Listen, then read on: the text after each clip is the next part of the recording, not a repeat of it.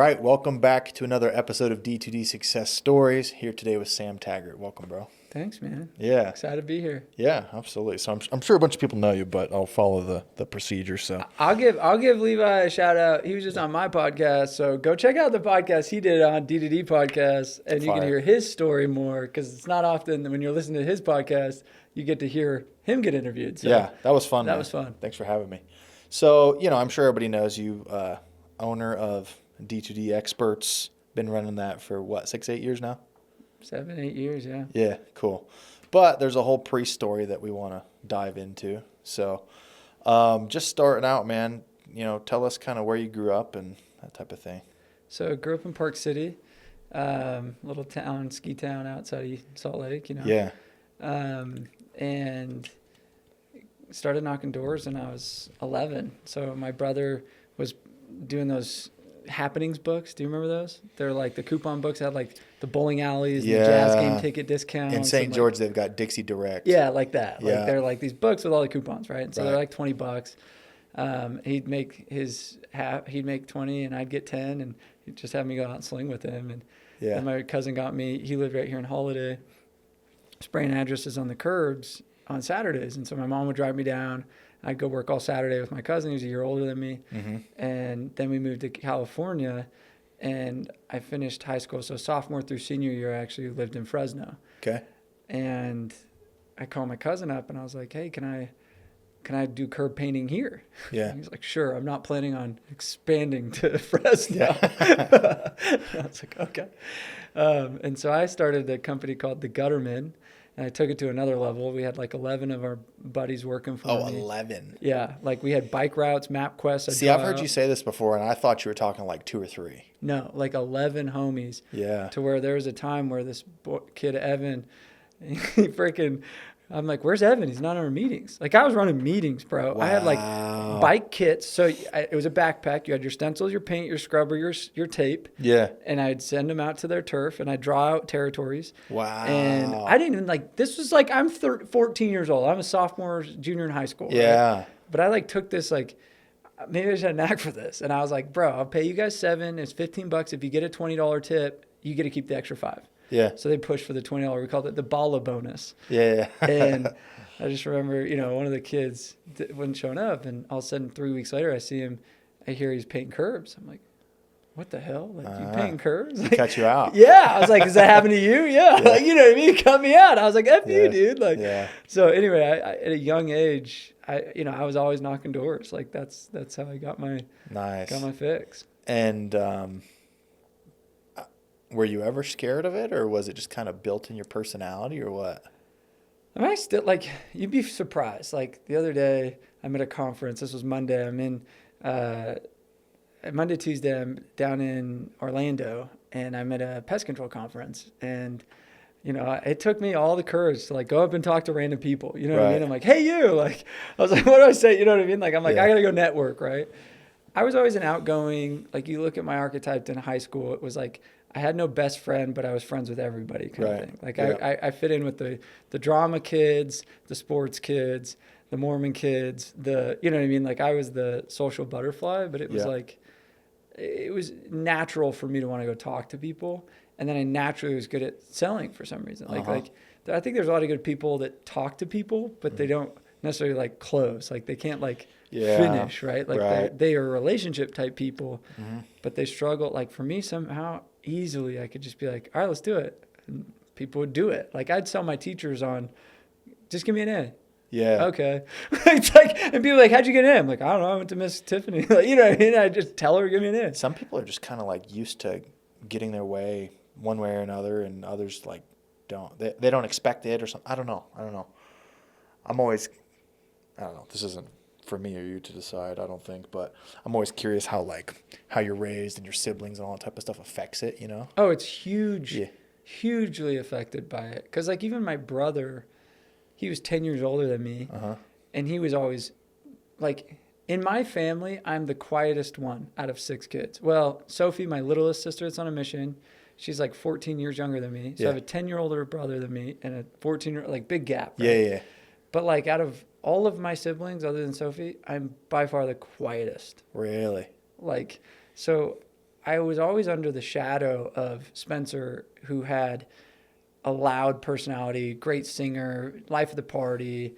Everybody loved him. And I was a little bit more introverted. Yeah. I'd be in my room by myself playing guitar for 6 hours a day. I'd just be, even from a baby, my parents would be like, how come he never cries? And they just find me playing Legos and like as a 4-year-old, you know what I mean? Just like, I was really independent, but I also like aspired to be like them. Gotcha. Right? Like, I'm like, I had to fight for my, like, to be seen in the family. Yeah. It's like, yeah, totally.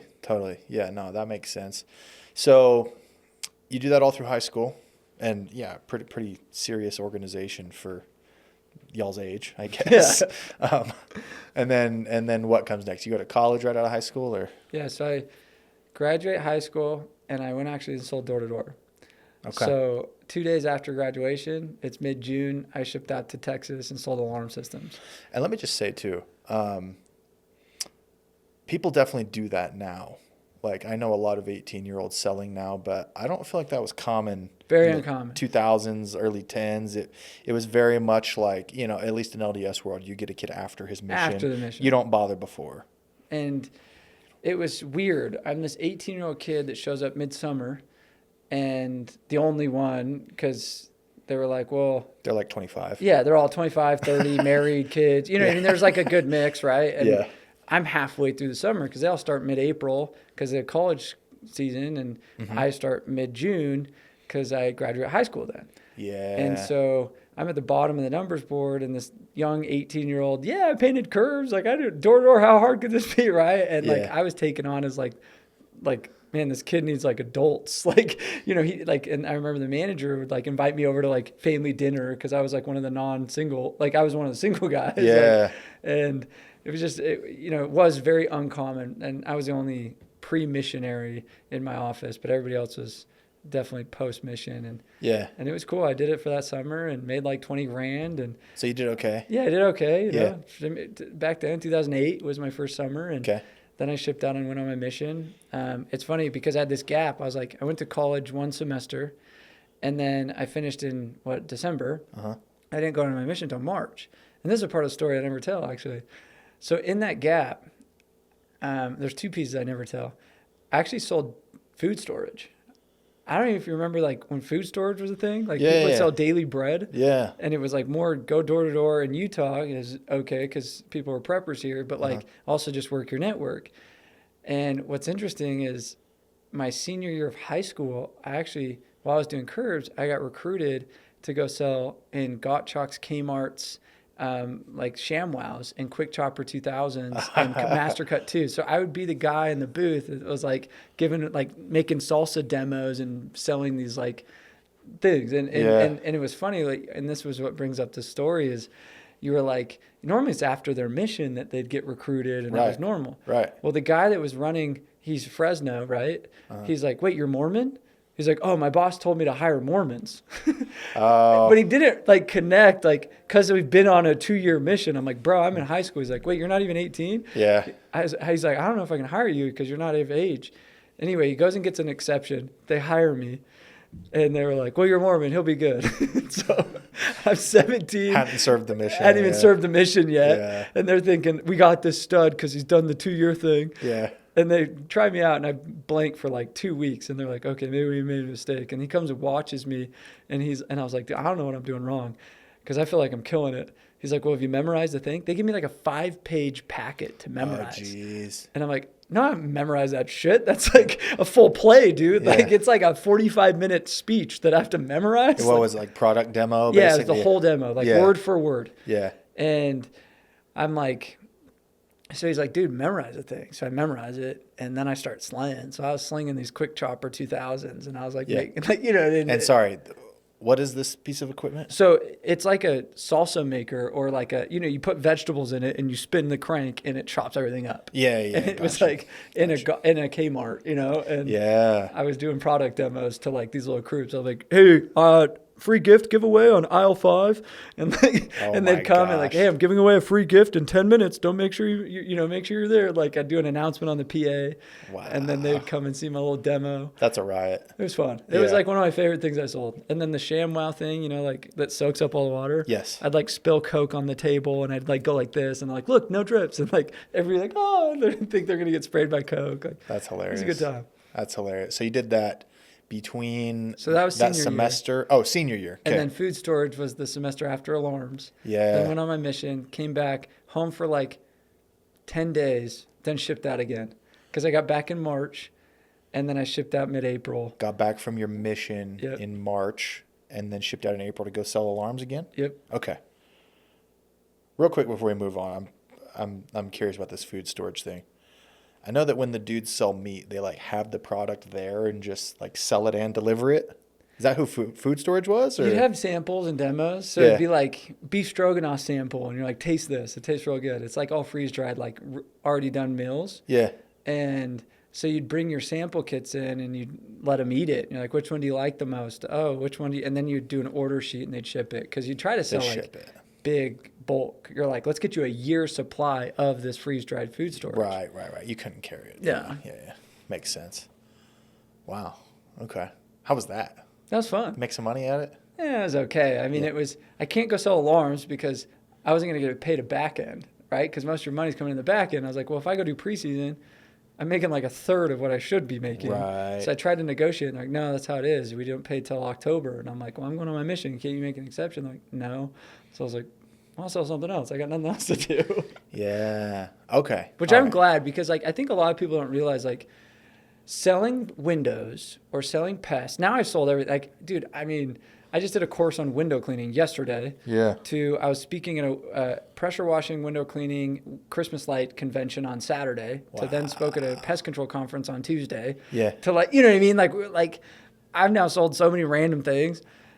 But because of that diversity of long ticket sales, like I was in solar for 2 years, to short same day install alarm sales, to high pressure, to, slow sales. Now I sell 6-figure consulting deal or something. Right. And it's like, you're B2B, you're constructing and bringing in different elements and team and software. I own 3 software companies over the years. And so like having a dynamic product line has built a good sales well-roundedness. Totally. And I think a lot of like guys, you probably see when they switch from pest control to sell windows, they're like, let me be a closer. You're like, dude, this is not the same as a quick. Well, what always happens with me is they always want to like hard close the setting of the appointment. Yeah. And I'm just like, it'll just cancel. What's the point of this? Yeah. Like you can't hard close an appointment, I don't know. It's dumb.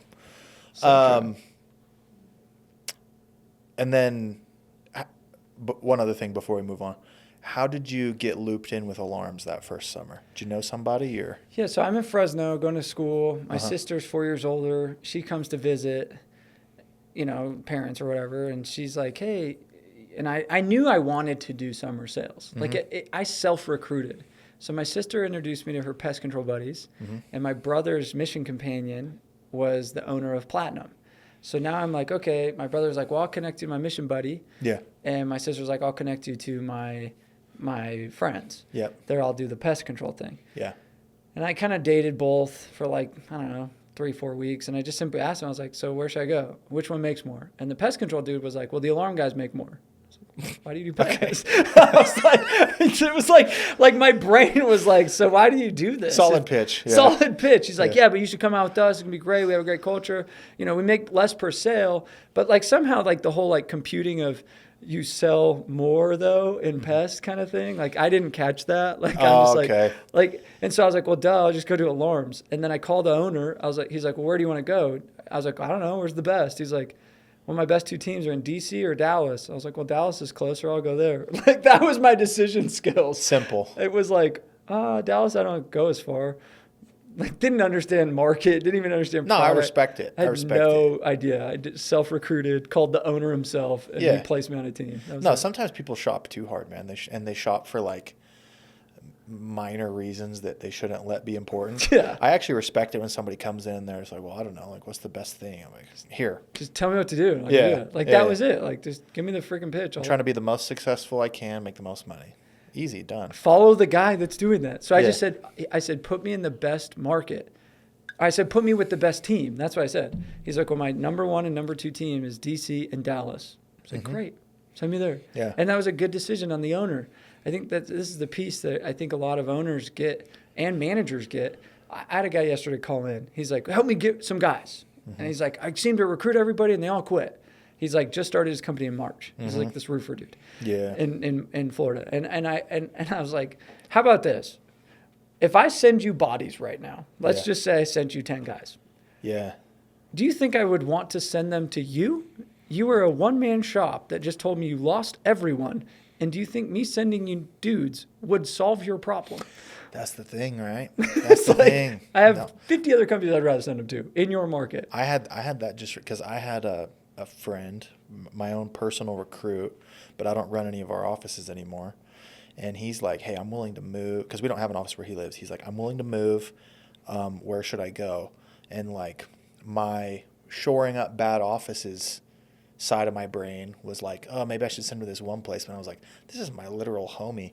I want him to be onboarded right. And I sent him to our literal best office because they're going to onboard him the best. And, you know, it might seem backwards. It's like a rich get richer thing, but sorry, man.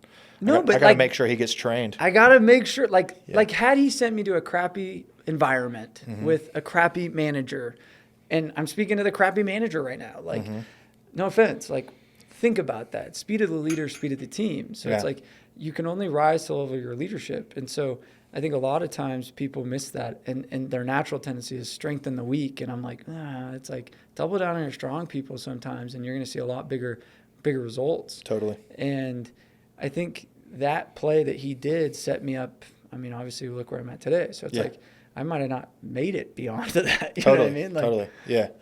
And then, so did you go with those same guys right after your mission? Yeah. So I was going to get recruited. Mendez, I was in their freaking picture. You know, my uncle was in the bishopric with a guy in Jeff Mendez's region, Enrico. And so he's like, hit me hard. You're coming off your mission. Come. Yeah, I was like about to go to Vivint, right? Yeah, okay. And I felt this loyalty thing to Luke at Platinum. So I was like, I'll go there. So I back out of Vivint. I'm like, no, staying with Platinum. Go there. Did great. Finished 8th in the company.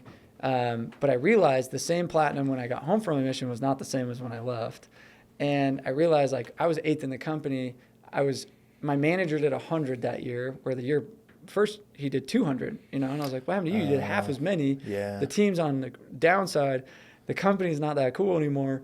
And so that following summer, you know, or that during the summer, Rico's texting me, hey, we did 100 today. I'm like, we haven't done 100 all week. Like, what the hell? Like, you know, and he's like, oh, look at my numbers. And he's just kept at me, which is a recruiting tip. Because the best time to recruit people is right now in August. Yeah. Right now when their emotions, I'm like, dude, my team's like all dying. I'm the only one going out on the doors. And I'm like sitting here trying to hit my goals, be like badass, be consistent. And the rest of this team sucks. And do I really want to go with them next summer? Yeah, it's that double-edged sword of being the best at your company. It's like, do you want to, or does it mean your company's down? Exactly. You know? And so he's sitting here showing me, oh, we had 5 guys in my office do over, you know, he had like 30 dudes over do 200. They have 100 guys in their office. And I was like, oh, I didn't realize you had 100 dudes. I had like 20 in our office. I didn't know there was a thing as 100 office. Like, but he's just showing me the numbers all summer long. And I was like, shut up. I hate Vivint. Like, I got in fights with Vivint. Like, I was so anti that. And I remember coming home and I was like, all right, I'll meet with you, but just to see what other company I want to go with.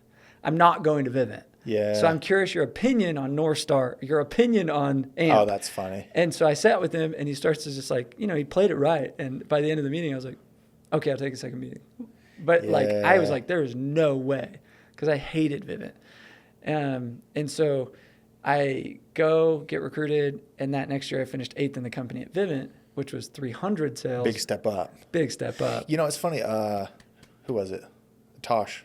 Had Tosh on, and he said something similar to that. He was like, it's funny when you take like the best rep from a small little company, and then they come and then they're like the best at your big company. They're actually just accustomed to being the best. The best. Yeah. I just, wherever I go, my mission, the best. That company, the best. But it's funny because that's actually a big change in production. Oh, it doubled. Yeah. I went from 168 to 300. Yeah. And I'm not saying you have to go switch company. Like, why D2D Experts is so powerful is we created the golden door. Yeah. Because it's like I've got 3 dudes that just got submitted from Fox. smaller to dudes adaptive, right? Like Yeah. I've got dudes that are at 3-man companies in pest that are submitting, or Yeah. these little window guys Yeah. to the big window guys, right? Like Yeah. I tried to neutralize that in some regard. I can't obviously replicate a company, but Totally. I at least exposed there's a big platform to play on Comparison across neutrality. Yeah. That was the whole point of the Golden Door. Yeah.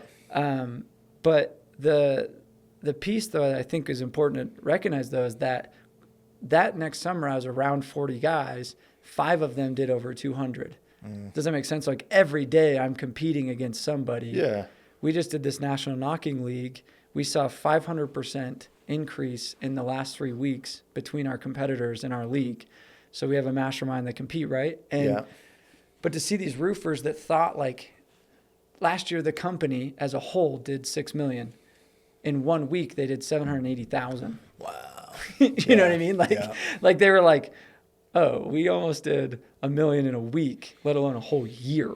Yeah, it's just With 5 of our guys, not even the whole company, just 5 of our guys. Right. But it's because we leveled up this playing field, but the same 5 guys existed in the company last year. Mm-hmm. Does that make sense? Like we by that culture and that environment is what really pulls greatness out of the guys that I'm going to be the best wherever I'm at, like you said. Yeah. Yeah. It's just like the whole like 4-minute mile thing. Like everybody just has this false concept of what the best possible maximum is, and then somebody breaks it and then she's like, oh, you could have always done that. Yep. You know what I mean? So okay, so you jump to Vivint, 2nd year after emission, 3rd year in total, do 300. Are you like recruiting along the way? Like, yeah, so I had like James was one of my recruits that year. So you know, I had like 8 guys that year. The Vivint year. The Vivint year. Okay. The first 2 years had 0 guys. Gotcha. So I recruit 8 guys, go to Vivint. James Edwards, President Alder, you know, one of the VPs at the call center at Vivint right now, like some studs. Like they're still in it. Okay. And we crushed. We won the cup that year. Yeah. The next year, they all quit. Like they all left. Go figure. Like except James. And Yeah. like I was like, what the hell? Like I lost all my guys except like we won the cup, we killed it. And they were like, we don't work for you, Sam. And I sucked at managing. I was a great rep, you know. And then the next year I recruit again, got like 20 guys.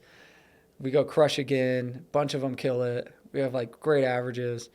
And then that year James went to Alder because I almost went to Alder, which is a dumb move. Like I was going to switch, but then backed out. But then I had already introduced it. And so he stayed. And then does that make sense? Yeah. Like it was like, dang. My other managers stayed with me.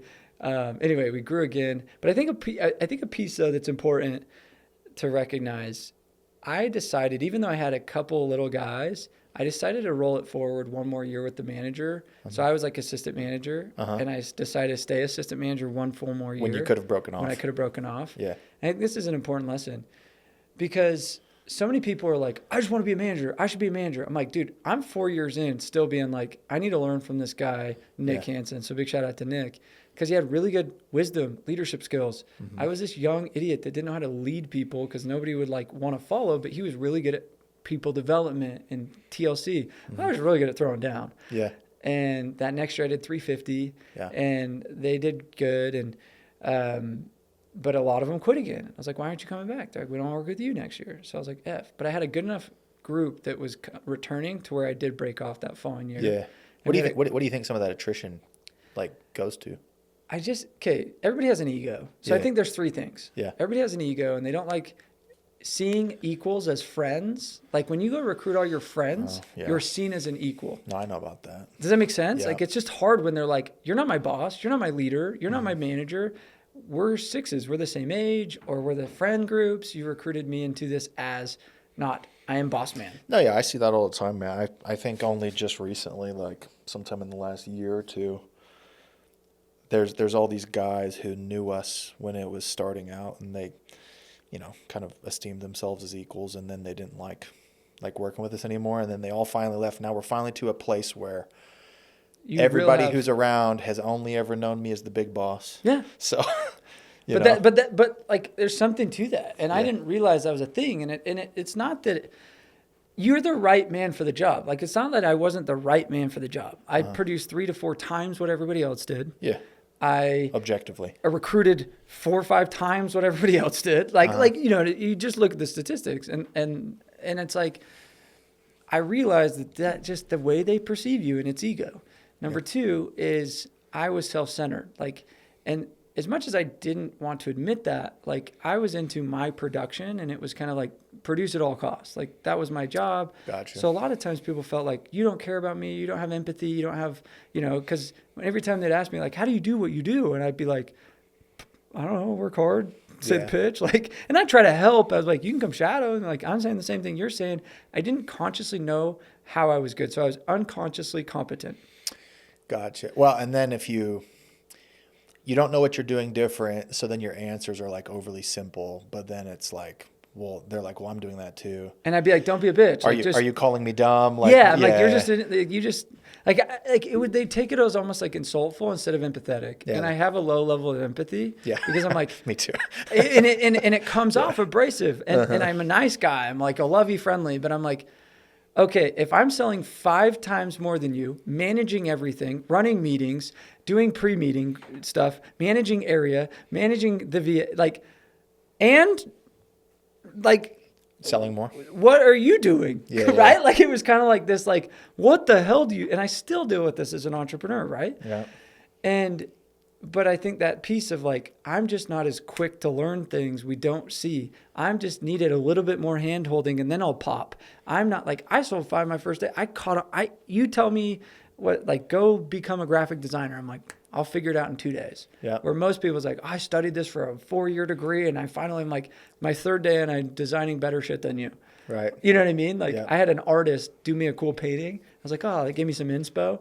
I go back and make my own shit.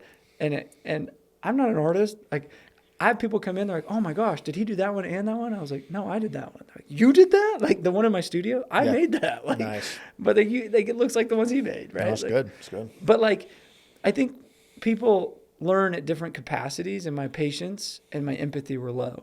Right. And I was unconsciously competent. So then what I started to have to learn, and I didn't learn this until well into my career, was how to model out frameworks of training. How to model out, okay, if I'm a trainer, I need to teach this if I'm teaching it to a 4th grader, and not to insult them, but like, okay, what is the color code concept? Red, yellow, blue, white personality. Okay, now I understand personalities. Like I can understand, oh, he's a blue, because I can now create association. They had to give it a name. You're a blue. Where before that, it's like, he's just a more of an empathetic, emotional person. You know what I mean? Yeah, it's like, but now blue. Okay, I get it. So I had to build a 17 steps to a door approach. And or to a sale, and I made a dance to it. And I was like, okay, learn the deaf and dance. Yeah. Maybe that'll help you. Don't skip the steps. If you skip a step, we're going to redo it. Yeah. And I had to learn how to teach. I had to learn what makes me good. And so I studied the psychology of like, what am I actually naturally doing that they might not naturally do? Yeah. So I had to teach that. And I started, and that's where ABCs of Closing came out, as I wrote a book, because I was like, everybody asked me like, how are you so good? I'm like, well, here are my closes. Like, here are the lines. That's part of like the empathy thing is, you assume that people know what you do. You know what I mean? And then every now and then somebody asks a question. They're like, well, how do you do this? You're like, oh, you've never known that. Yeah. Now I understand.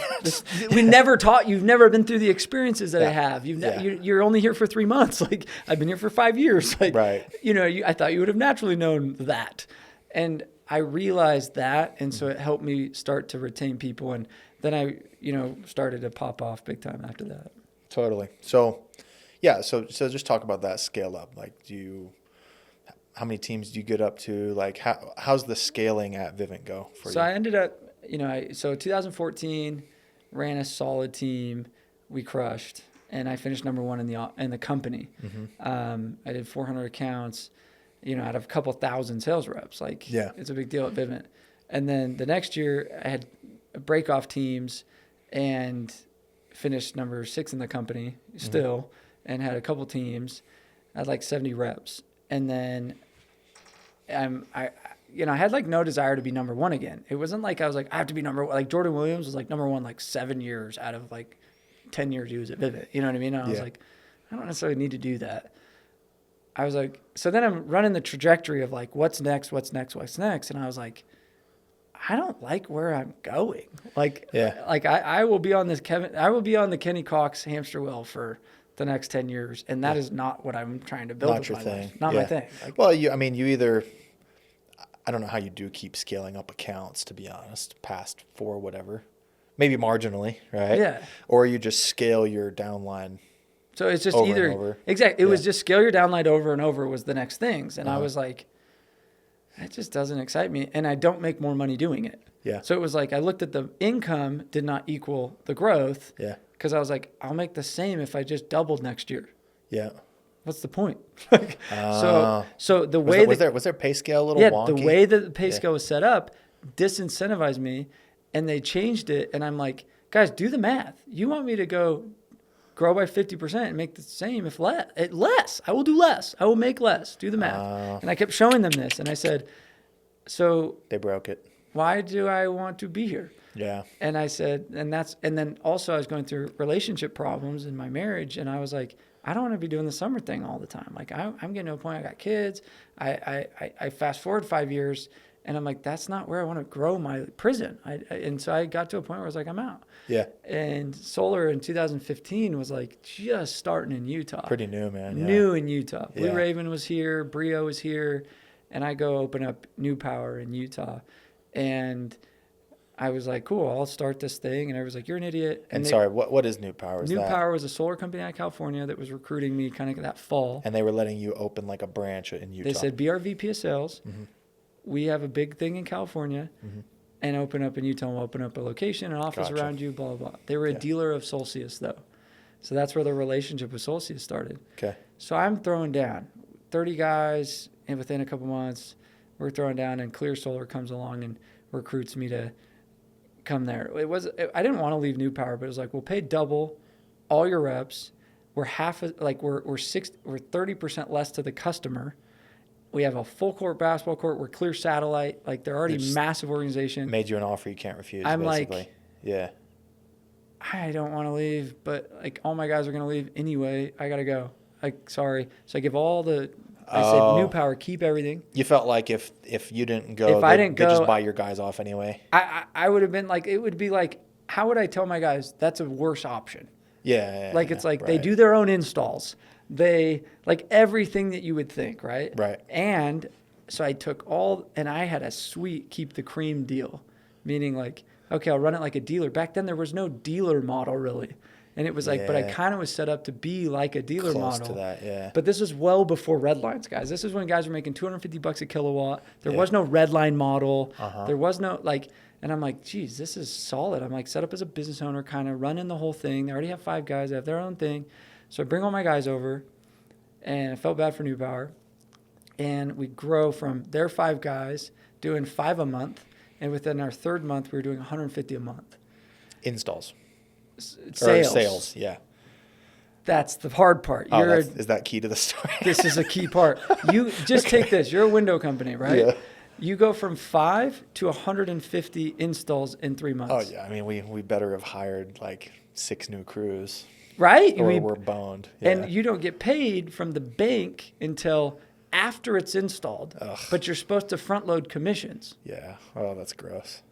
So I didn't know this. I was recruited. Sell, recruit, build. Like, let's go, dude. Yeah. And that's what I do, right? Yeah. So I'm not a business owner. You executed the mission as given. As given. My mission, sell, recruit, build, come here, blow us up. Yeah. I blew you up. You're the business owner. You're like, how do we pay people's commissions? So I go 2 months not getting a paycheck. And I'm like, well, maybe they're figuring it out. I get it. We like grew so fast. Like they got to, nothing's getting installed. All my reps paycheck. Here's $5,000. I'll true you up next week. Like he's owed $13,444. You can't say this for the next 4 weeks in a row. You can't just keep telling him, here's $1,000. I'll true you up. Yeah. And you don't even know what he's owed, but I do. Yeah. So they're sitting there just jading these guys. Nothing's getting it is so disorganized. Nothing that was promised was getting paid. And I finally got to the point where I was like, I just bought 2 properties.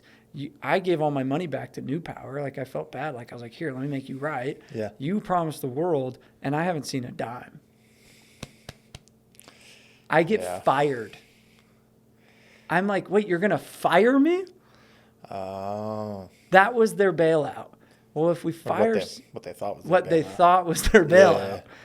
So like I'm like, you're firing me for what? They're like, well, we just can't like, we don't know what to do. Yeah. They're like, and I was just like, oh my gosh. Wow. I was like, this is the dumbest thing you could do. So at that point, I get 100 phone calls from every recruiter on their planet. And I'm like, hold on. So I take a break. I had built a relationship with Brian Jackson at Solcius because of the New Power thing, right? Pause real quick. The growth is obviously like the big thing, leaning on them to be in trouble.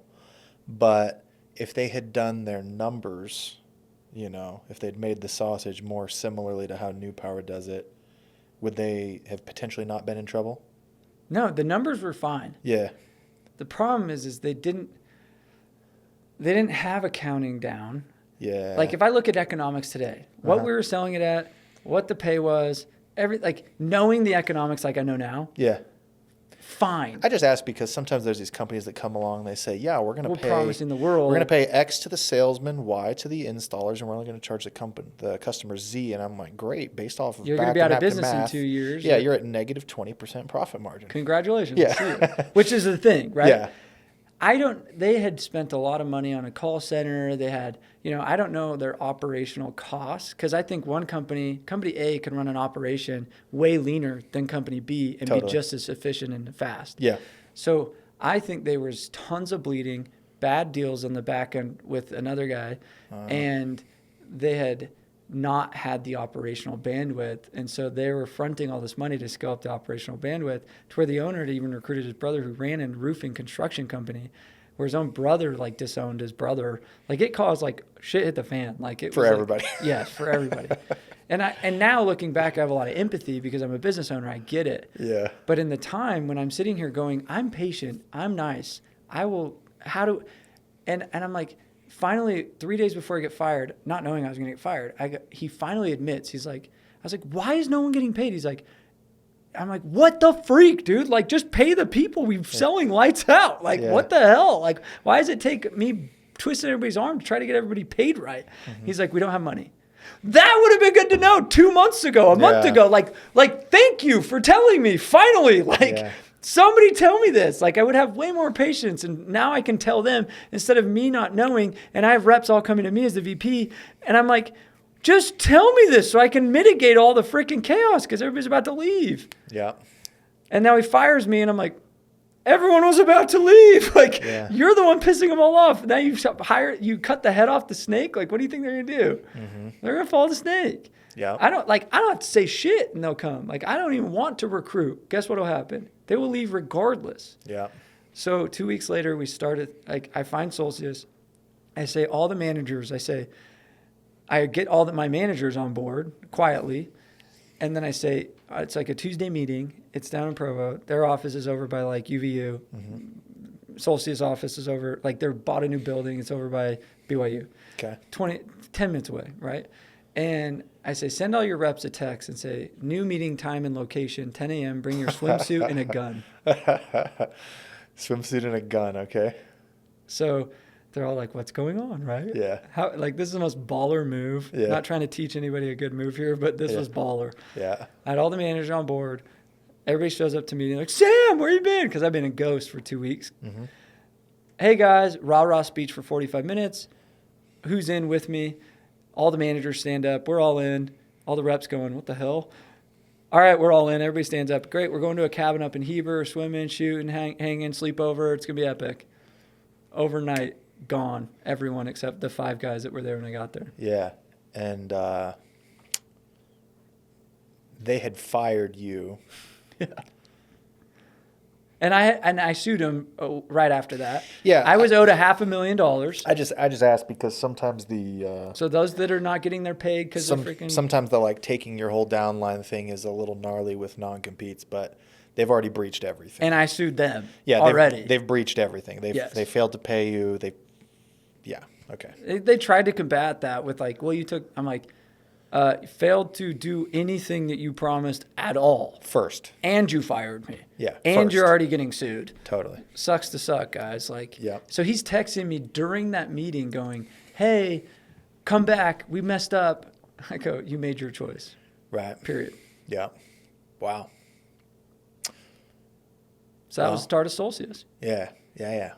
I mean, that's we can kind of laugh about it now. Yeah, we can. It's just a good little case story, you know. Put it in the book. It was learn the lessons. But it was the greatest thing that could have happened to me to empathize with every rep that's not getting paid on SunPower right now. Yeah. Every rep that didn't get paid on Solstice, Titan, all the shit that's going on in the solar space. I'm like, good on you guys. I was owed $500,000 too.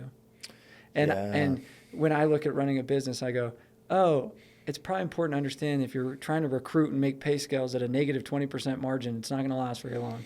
And it forced me to think different. It forced me to go pick up and lift up the hoods and do due diligence and ask the right questions to business owners and know when I go to Solstice, I'm like, I need to know these things and I need you to show me factually, not just bullshit me. Yeah, you can't just do this facile surface level thinking that everybody does where it's just like, oh, they said they'll pay more, so I'm gone. I'm like, cool, but if they have no money to pay you, then great. Right. Which has happened over and over and over again, and I can empathize. I can coach on that. I can help a business owner. I can, you know what I mean? Like Totally. So, and it was cool. It was like Solstice had no direct. They were only an installer.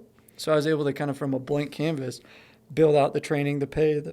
Like I had free reign to go build my own direct program, and it was a great win. Like it was so fun. Yeah. So how long did you stay there? And about 18 months. Okay. And then started D2D Experts. Nice. But Solstice was great, you say? Yeah, it was great. Nice. What precipitated wanting to become a consultant and all that? I didn't. I hated the social media thing. I was so anti this stuff. I didn't want to be a coach. I didn't want to be a consultant. Yeah. But I was sitting on a rock about this time last year, or 2017. Yeah. I went on a mastermind trip.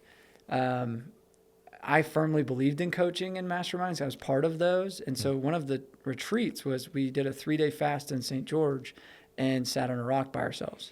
So it's like dropped you off. They brought around a gallon of water each day, and you sat, and you couldn't hike, move. You just sat there. Just 3 days. It's like what's the TikTok trend? You raw dogged it. Raw dogged it for 3 days. Well, day 2, I never fasted that long. I have like a vision, and it was to unify, up level, bring honor and integrity to the Door space. And I saw myself speaking on a stage at this conference. Yeah. And I still remember the image of me on a stage, and I still have yet to see that same stage or image. So who knows when that will come? Yeah. But I'm like, what is that? What is that? I'm like, it's not Solstice. What is that? And I kept, God, I'm like, help me with this. And finally it got really clear. I need to go start a conference. Mm-hmm. And I was like, no way. That'll never work. Too much bad blood. And anyway, that kept sitting with me for the next month. And finally I was like, F it. We're doing it. Come January, we're throwing a conference. What should we call it? Started posting on Facebook, and that's where Door to Door Con was birthed. Well, I didn't think I had to quit Solstice. Okay, so the conference preceded the company. Yeah. I didn't know that part. Yeah, so I had started a podcast, and I had started a Facebook group, because I just like giving free advice. I wasn't planning on monetizing shit. Like, I just it was like what you're doing. Yeah, you run a company, you have a podcast. It's fun. For fun. It's give back. Like, I want to help people. Yeah. That was the whole purpose. But then I was like, I need to throw this conference. And God was just so clear, like, do this thing. And I was like, no. I kept fighting it. And no one was buying tickets. So it's like November, and no one's buying tickets. And I'm like, this sucks. And I kept surveying people, why aren't you coming? Well, duh, it's a recruiting event. I'm like, no, it's not a recruiting event. They're like, Sam, we're not done. I'm like, I promise, it's not a recruiting event. Yeah. So I got to a point, a rock and a hard place, where I was like, I have all this money in this conference.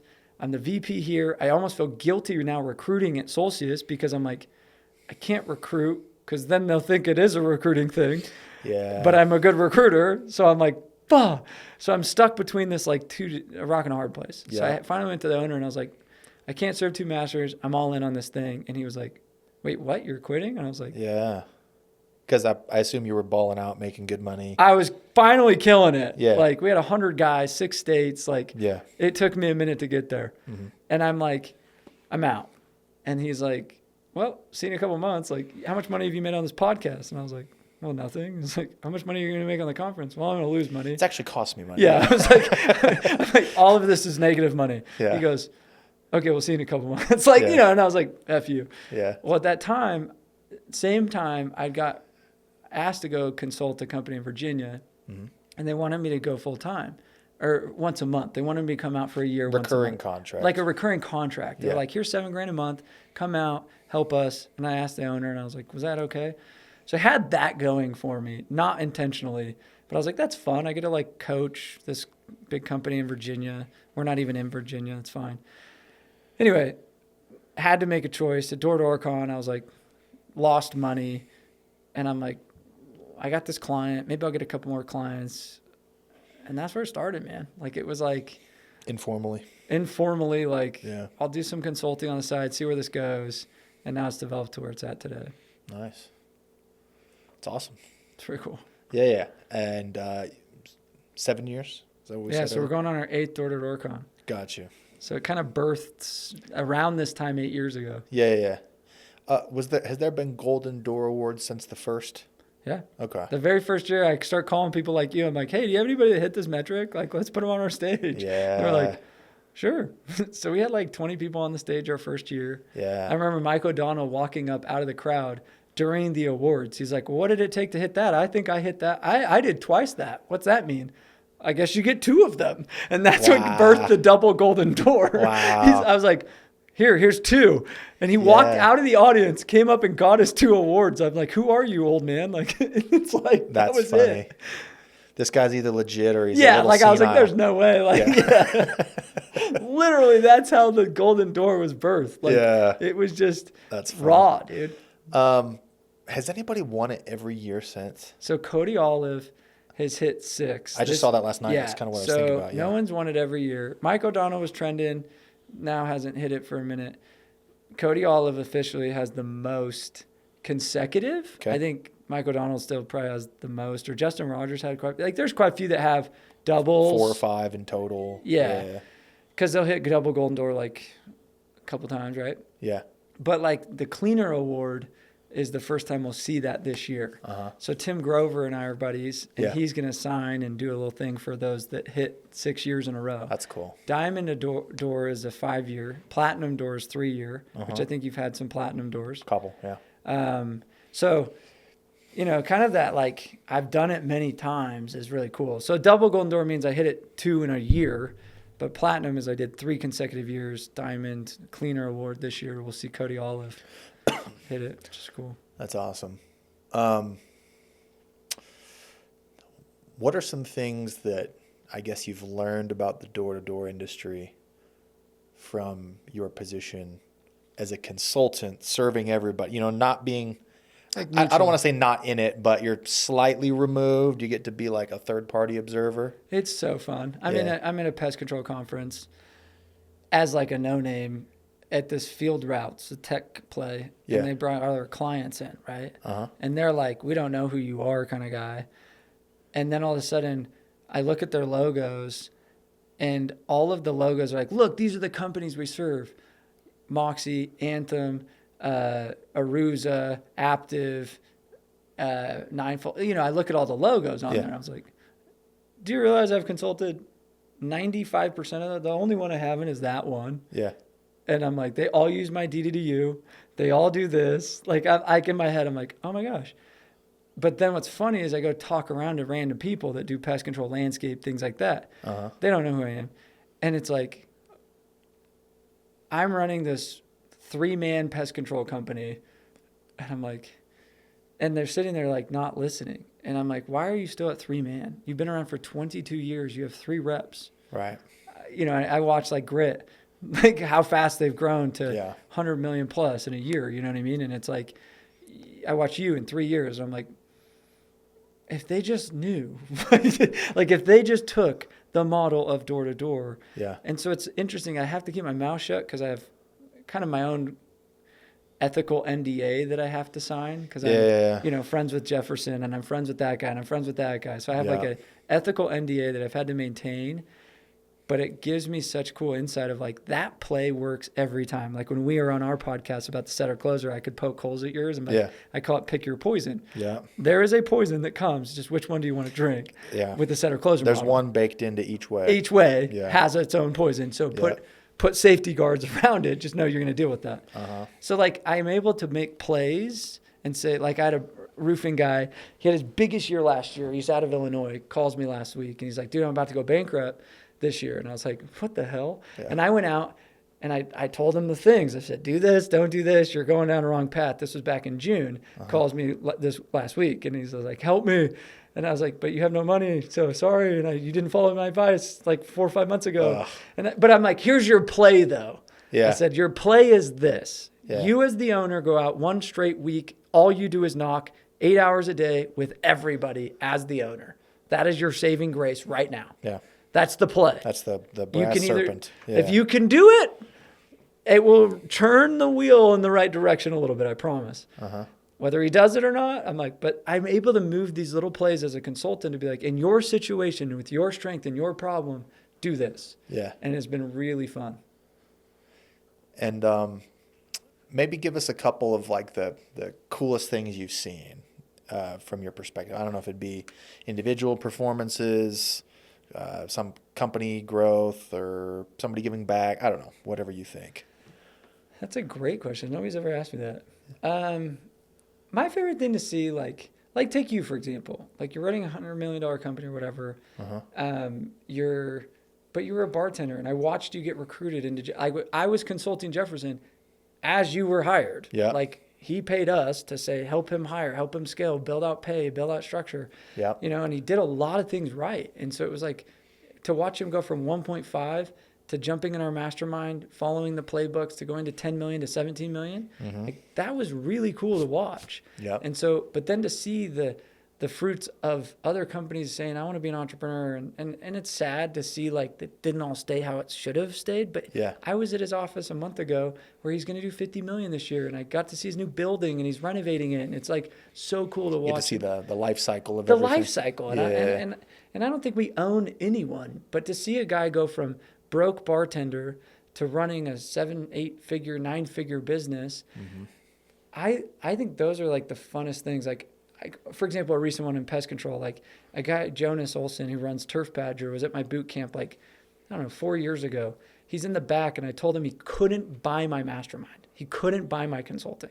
I said no, because he had done 2 months of the business. He had no contracts. He was just him. Yeah. And he comes to my business boot camp. I'm like, how'd you even afford to come here? Could barely afford it. I wrote a pay scale on a napkin. I wrote a plan. And I said, here, go do this and call me in like 6 months if it works. You don't need my mastermind right now. Yeah. I'm like, you're so small. You're out of a little town in Michigan. Right. Well, he calls me in like 2 months. He's like, please, I need your help. And I was like, fine. So I sent Parker out there. One of my experts, and I said, hey, be in the thing. It's not cheap. Well, 3 months ago, I was episode 50 of his Pest Control Millionaire podcast. And he's like, I've been waiting till I felt like I was worthy because I started this podcast, but I've been holding out to figure to ask you to be on my show. Yeah. As he's on the show interviewing me, he pulls up that napkin that I'd written his pay scale, and it had his name badge stamped on the back. You know how you give your name badge? And he's like, I've held on to this. And he's like, this is the same pay scale and model that I still run today. Wow. We'll do $5 million in revenue this year with 100 sales guys going into next year. It's crazy. And I'm like... 100 sales guys. Wow. I'm like, dope. This is a dude that doesn't come from the Utah world, little town in Michigan, that we just said, let's implement this stinking playbook.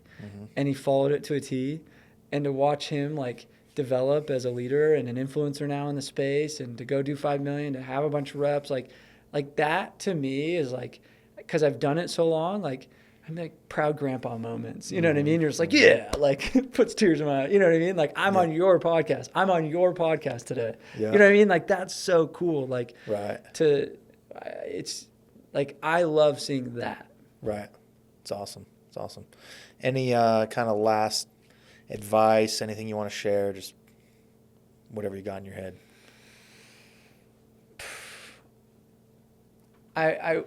Charlie Rocket called me today or yesterday. Okay. Do you know who he is? No. He's like the fat dude that got skinny again and then he got fat. The charity Dream Big guy. He's got like 1 million followers. Yes. Like Louisiana accent. Like stud, right? FaceTimes me yesterday. He's like, hey, I got connected. He said I should come to your door-to-door con this year or whatever. I looked at, I'd heard your name and I thought I knew who you were. So I Instagram stalked you and I went to my messages and you had messaged me back in 2019. and you say, come to DoorCon. He's like, and this is the following thing he said. He said, kudos to you, because not many conferences and events ever last that long. Most come and go. Yeah. He goes, the fact that you're still going is pretty cool. Yeah. My advice to those listening to this is that most people overestimate what they can do in 1 year, and they're so finicky, and they switch and they move and they change directions, and their mission is different every freaking year, and they're jumping ship. Yep. And they're like, if I switch companies, I'll make more money. And I'm like, that's not the answer, you idiot. Mm-hmm. How about you stick with something long enough to master that one thing, to see the maturation. And then after 10 years of doing it, like I was in door-to-door in 2008, but even before that, like all growing up, I mastered knocking on a door. You ask me to knock on a door right now, I'll kick everyone's ass.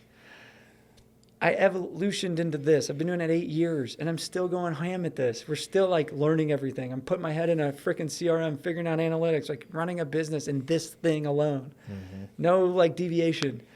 And I would give everybody the advice. They're like, man, it didn't work out one summer. I'm like, you idiot. I made 20 grand my first summer. It's like, it didn't work out. Maybe they thought you were going to make 100. Sorry. Yeah. I made 80 grand my second summer. Yeah. I didn't make $1 million my second summer. Mm-hmm. Like, but if you do something long enough in the same direction long enough, guess what happens? You start to master it, figure it out, learn, go through the road bumps, the ups and downs. And so patience, stay with something longer than you think. Yeah, man. You got to have that longevity. I've probably told this on here before, but I always just tell this story over and over again. So I played football at Dixie State, right? It's Division II, or it was. They have like 20 scholarships to offer between, 100 people. So what they do is they try to chop them up and give out partials. But even after that, 60% of everybody is a walk-on, right? And I'm getting ready for my first year, and my high school coach, I'm talking to him. He's like, yep, you just got to stay on campus until your third year. He says, by the time you're a junior or redshirt sophomore, whichever way it goes, you'll be a starter, you'll be comfortable, things will be great. And I remember thinking that was weird. It's just like, well, surely that can't be the case. I mean, these many kids start every year. They're all going to be starters, say if they're a redshirt sophomore, the last 3 years on campus. I was like, I don't think those numbers work mathematically. Yes. But he was right, and I'll tell you why. Because every year, so a whole bunch of the freshmen come in, freshman walk-ons. Coach has said, well, if you ball out and you start, we'll get you on a scholarship for your second year. They don't. They quit. The next year, coach brings in 50 more freshman walk-ons. If you ball out, same thing. Yeah, exactly. Just cycle of life every time. So it's just attrition, man. There's so much to be achieved, money to be made, whatever it may be, by just literally staying longer than the other guy. Yeah. It's like, I have a guy that works with me right now. He's like, man, I don't know how he's still here. And now he's my top rep this month. Yeah. And I'm like, well, good for him. I was like, he's struggling, and I don't know, he's not figuring it out. But it just took him 3-4 more months than everyone else to figure it out. Just learned. But he also played football in Southern Utah, and he went all the way to the NFL, and he got hurt. But he played in Japan, and he freaking stayed with football, even though everybody's like, you're not making it in the NFL, bro. But he just stayed with it. It wasn't the best, but he said, I'm gonna be persistent, and I will be your dog. And I'm like, I will take that guy all day. Fair enough. Yeah. Well, cool, man. Thanks for coming on. If our listeners want to catch up with you, where can they find you? So D2DExperts.com, or at the Sam Taggart on Instagram, or at D2D Experts. Just type in door-to-door experts anywhere. We will pop up. So here to support. We've got online stuff, events coming up, door-to-door con. I have a book coming out. Check this out. Go pre-order this book. Eat What You Kill. You should get like 100 copies for all your guys. Eat What You Kill. I'm trying to hit New York Times bestseller with this one. It's on pre-order right now. So you can go pre-order it on Amazon, Barnes & Noble, any of the bookstores. But it's a winner of a title. Yeah, so it's becoming a sales carnivore. So it's all about, it's a cool sales book. And if you can help me out with this mission, this is everyone listening to this, please. I need to sell 10,000 copies by January, and I can be a New York Times bestseller. And so that's like where I'm putting all my energy right now. Mm-hmm. So please go get a copy, or go get 10 copies. If everybody orders 10, that like really helps me out. And if you show me you ordered 10 copies, I will give you a free ticket to DoorCon. I don't make money on the book. Penguin Random House makes all the money. Mm-hmm. They're the publisher. So trying to push it. I'm just trying to get a goal of mine. I don't care about the money. Go. I'll give you a free ticket if you order 10. Love it. Cool. Well, thanks for coming on, bro. Thanks. Man.